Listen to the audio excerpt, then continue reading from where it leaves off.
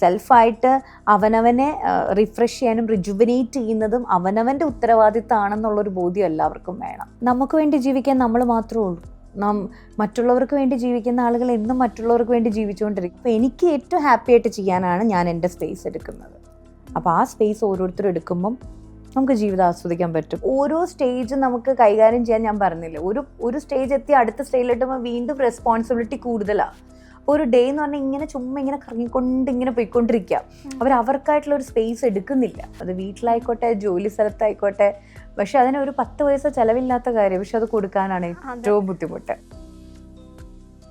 നമസ്കാരം ഡോക്ടർ. നമസ്കാരം. നമ്മുടെ ജീവിതത്തിൽ പലപ്പോഴും കേട്ടുള്ള ഒരു കാര്യമാണ്, എനിക്കിപ്പോൾ ഒന്നിനോട് ഒരു ക്യൂരിയോസിറ്റി തോന്നുന്നില്ല. പണ്ട് ആസ്വദിച്ചുകൊണ്ടിരുന്ന പല കാര്യങ്ങളോടും ഇപ്പം ആസ്വാദനം തോന്നുന്നില്ല.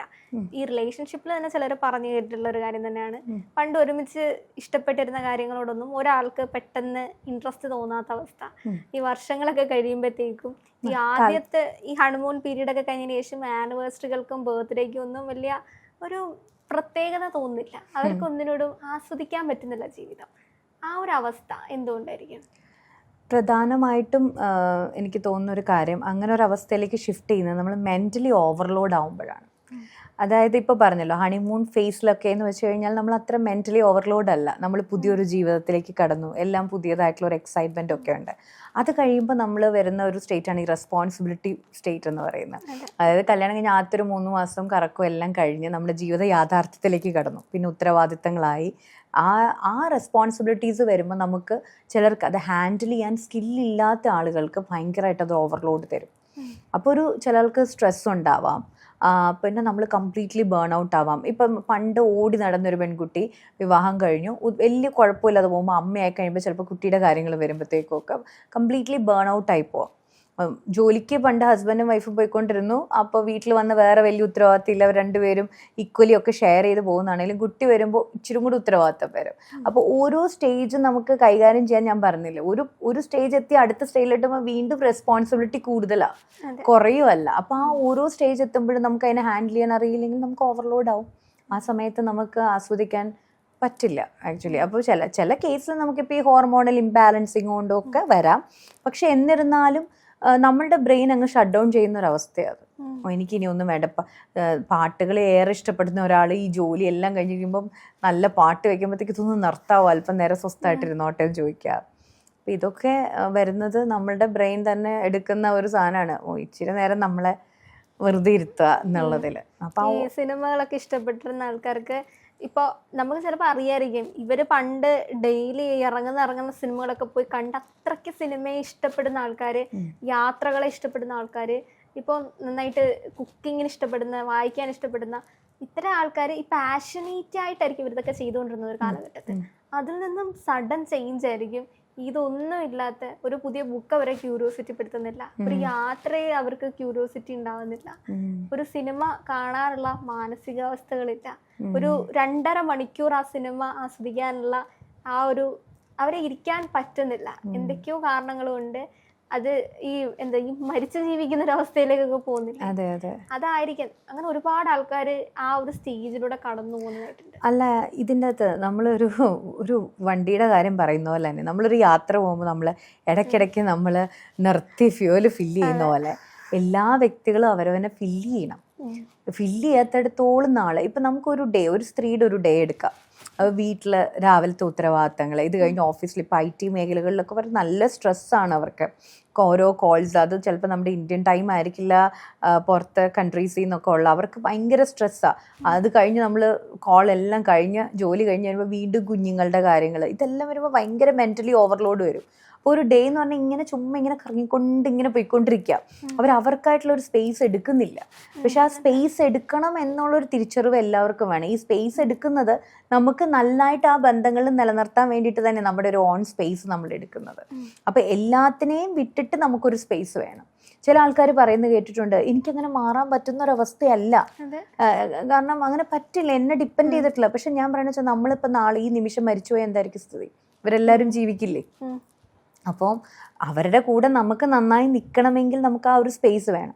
പിന്നെ ചില ആളുകൾ ഇപ്പോൾ വിവാഹ ജീവിതത്തിൻ്റെ കാര്യം പറയും, ഇനിഷ്യൽ പീരീഡിൽ അവർ ഒരുപാട് എഫേർട്ട് ഇടും, ഓക്കെ, സ്നേഹമായിട്ടും കരുതലായിട്ടും ഒക്കെ. പക്ഷെ അവർക്ക് തിരിച്ചൊന്നും കിട്ടുന്നില്ല. അപ്പോഴും അവർക്ക് അവരോടുള്ള മതിപ്പ് കുറഞ്ഞു പോകും.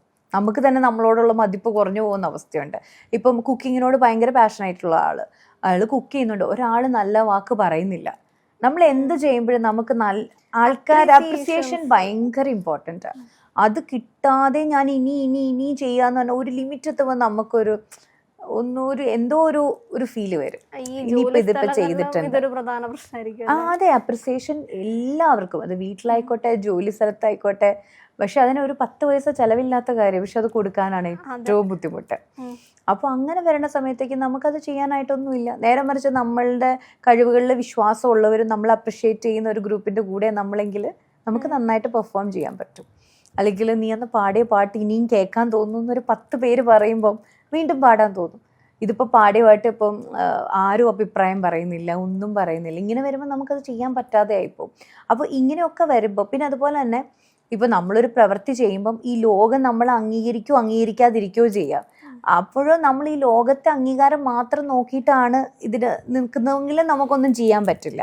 അപ്പം ഞാൻ പറയുന്ന ഒരു കാര്യം എന്ന് വെച്ചാൽ സെൽഫായിട്ടൊരു സ്പേസ് എടുക്കുക. എപ്പോഴും സെൽഫായിട്ട് അവനവനെ റിഫ്രഷ് ചെയ്യാനും റിജുവിനേറ്റ് ചെയ്യുന്നതും അവനവൻ്റെ ഉത്തരവാദിത്തമാണെന്നുള്ളൊരു ബോധ്യം എല്ലാവർക്കും വേണം.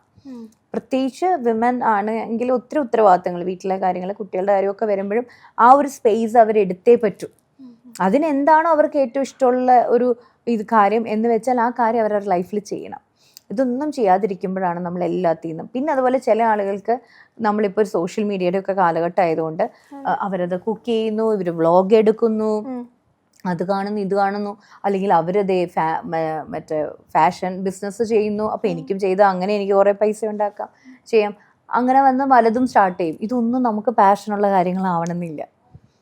അപ്പം ലാക്ക് ഓഫ് ക്ലാരിറ്റി കൊണ്ടും ഈ പറഞ്ഞ പോലെ ഒന്നിനോടും ഒരു ആസ്വാദനം ഇല്ലാത്ത അവസ്ഥ വരാം.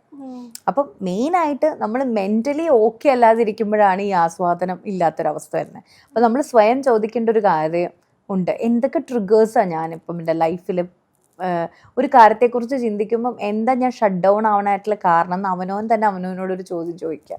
അല്ലെങ്കിൽ എൻ്റെ ആഗ്രഹം അനുസരിച്ച് ഞാൻ എന്തെങ്കിലും എനിക്കായിട്ടൊരു ദിവസം ചെയ്യുന്നുണ്ടോ, എനിക്കിഷ്ടമുള്ള കാര്യം എനിക്കായി ചെയ്തിട്ട് എത്ര നാളായി കാണും എന്നൊക്കെ ഒരു ചോദ്യങ്ങൾ ചോദിക്കുമ്പം എനിക്ക് ആ ഫ്യൂവല് ഫില്ല് ചെയ്യുന്ന പോലെ തന്നെ ഫില്ല് ചെയ്താലേ വണ്ടി ഓടുള്ളൂ എന്നുള്ള ഒരു ബോധ്യം എല്ലാവരിലും വേണം. മറ്റുള്ളവർക്ക് വേണ്ടി ജീവിച്ച് ജീവിതം തീർക്കുന്നതിന്റെ അപ്പുറത്തേക്കും നമുക്ക് വേണ്ടി ജീവിക്കാന്ന് പറയുന്നത്, നമുക്ക് വേണ്ടി ജീവിക്കാൻ നമ്മൾ മാത്രമേ ഉള്ളൂ. മറ്റുള്ളവർക്ക് വേണ്ടി ജീവിക്കുന്ന ആളുകൾ എന്നും മറ്റുള്ളവർക്ക് വേണ്ടി ജീവിച്ചുകൊണ്ടിരിക്കും. കാരണം ഇപ്പം ഞാൻ പറയുവാണേ, ഇപ്പം ഓക്കെ എൻ്റെ അമ്മയുടെ അടുത്തേലും എനിക്ക് കിട്ടുന്ന ഒരു കംഫർട്ടുണ്ട്. ആ കംഫർട്ട് വേണ്ടാന്ന് ഞാൻ അമ്മയോട് പറയുമോ? എനിക്ക് എത്രത്തോളം കിട്ടുന്നോറും അത്രത്തോളം കിട്ടണം എന്നല്ല ഞാൻ ആഗ്രഹിക്കുള്ളൂ. അല്ല അമ്മ കംഫർട്ട്, അമ്മ കുറച്ചാൾ റെസ്റ്റ് എടുത്തത്, അമ്മ ചിന്തിക്കുമ്പോഴേ അമ്മയ്ക്ക് ആ ഒരു റെസ്റ്റ് കിട്ടുള്ളൂ അല്ലേ. അപ്പം അത് അമ്മ അത് എടുത്താൽ തന്നെ ഞാൻ സ്നേഹമുള്ളൊരു മകളെന്നുള്ള നിലയ്ക്ക് എനിക്ക് എന്താ തോന്നുന്നു, അമ്മ അത് എടുക്കട്ടെ എന്നാ തോന്നുള്ളൂ. പക്ഷെ അത് എടുക്കണം എന്നുള്ളൊരു തോന്നൽ ആദ്യം വരേണ്ടത് എന്നേക്കാൾ മുമ്പ് അമ്മയ്ക്കാണ് അത് വരേണ്ടത്. അങ്ങനെ വരുമ്പോൾ അമ്മയ്ക്ക് നന്നായി ജീവിക്കാൻ പറ്റും എന്ന് പറയുന്നത് പോലെ ഓരോ വ്യക്തികളും, ഇപ്പം എൻ്റെ കുട്ടികളും ഇതുപോലെ തന്നെ അവർ എന്നെ ഡിപ്പെൻഡൻ്റാണ്. പക്ഷെ ഇപ്പം ഞാൻ രാവിലെ തൊട്ട് വൈകിട്ട് വരെ വർക്ക് ചെയ്യുന്ന ഒരാളാണ്.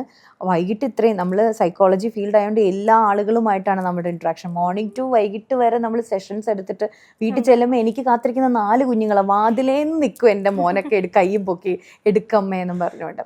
അപ്പം ഞാൻ എന്താ ചെയ്യുന്നതെന്ന് വെച്ചാൽ ഞാൻ സെഷൻ കഴിഞ്ഞ് കഴിഞ്ഞാൽ എന്നെ റീഫ്രഷ് ചെയ്താൽ ഞാൻ വീട്ടിൽ കയറില്ല. റീഫ്രഷ് ചെയ്യാന്ന് വെച്ചാൽ ചിലപ്പോൾ ഞാനൊരു കോഫി കുടിക്കാൻ പോകും, അങ്ങനെ എന്തെങ്കിലും ഒരു പേഴ്സണൽ സ്പേസ്, അല്ലെങ്കിൽ ഇഷ്ടമുള്ളൊരു പാട്ട് കേൾക്കും.